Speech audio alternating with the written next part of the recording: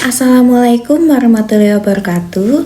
Good afternoon, everyone. First, let me introduce myself. My name is Nesya Cynthia Sari Oktarina, or you can call me Nesa. My student ID number E1A025249, and I'm from Faculty of Law General Sudirman University. And this course is instructed by Mr. Mustashifa Tabib Karyadi, SPD, MPD. Today, I would like to discuss a legal case that seems simple but carries a very deep meaning. In 2009, an elderly woman named Grandma Mina, who lived in Banyumas, Central Java, was accused of stealing 3 cocoa pods from the Rumpun Sari Antan plantation. At the time, she was harvesting soybeans when a plantation foreman found the cocoa pods near her. Grandma Mina admitted her mistake, apologized, and returned the cocoa pods. However, a week later, she was officially summoned by the police and charged with theft. This case later drew public attention because the small loss involved and the strict legal process applied. Although the incident seems minor and had already been resolved informally, the case did not end there.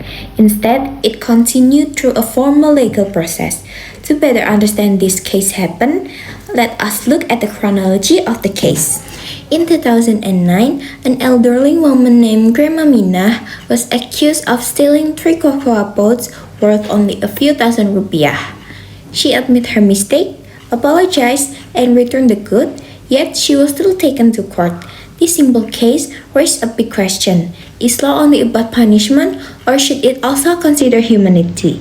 Through Grandma Mina's story, we will explore the concept of restorative justice, a legal approach that prioritizes restoration, fairness, and social harmony over mere retribution. Let's take a closer look. Despite the minor nature of the incident and the very small economic loss involved, Grandma Mina's case continued through the formal criminal justice. The case was officially brought before the Purwokerto District Court, even though the cocoa pods had already been returned and the accused had apologized. During the legal proceedings, Grandma Mina was not accompanied by a lawyer or a legal counsel.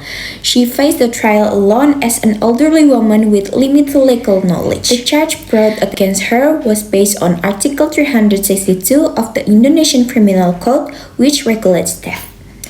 Article 362 states, anyone who takes an item wholly or partly belonging to another person with the intention of unlawfully possessing it shall be punished for theft with a maximum imprisonment of 5 years or a maximum fine. After examining the case, the judge issued a further sentencing Grandma Mina to 1 month and 15 days of imprisonment, accompanied by a 3-month probation period.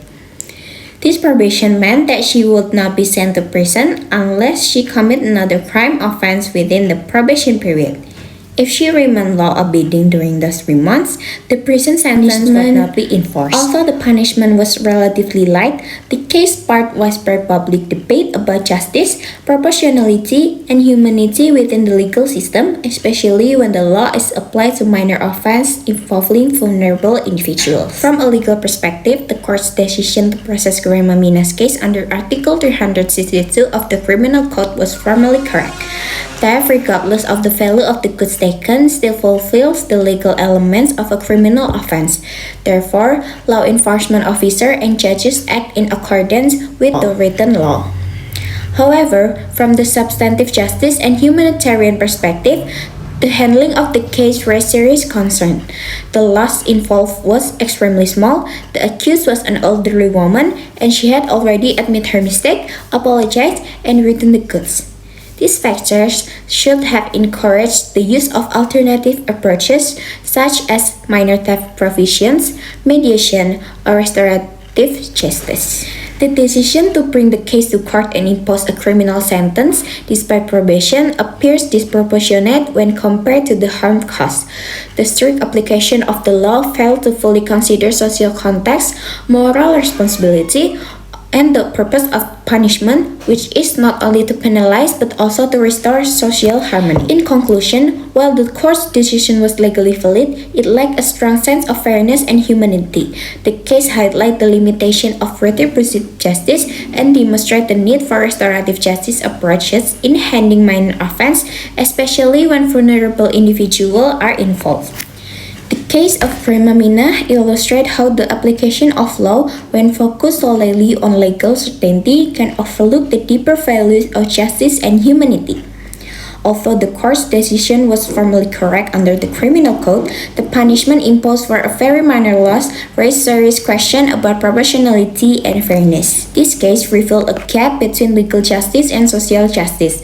For many people, the decision felt unfair because it did not consider the broader context, Prima Mina's age, economic condition, and willingness to admit her mistake and return the goods.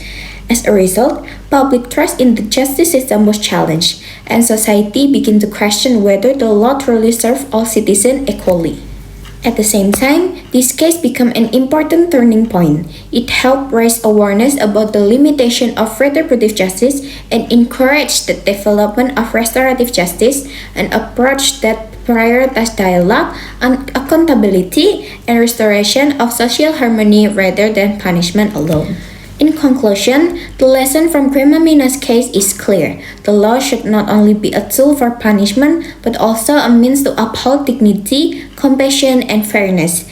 True justice is achieved when legal certainty goes hand in hand with humanity, ensuring that the justice system protects the vulnerable and reflects the moral value of society.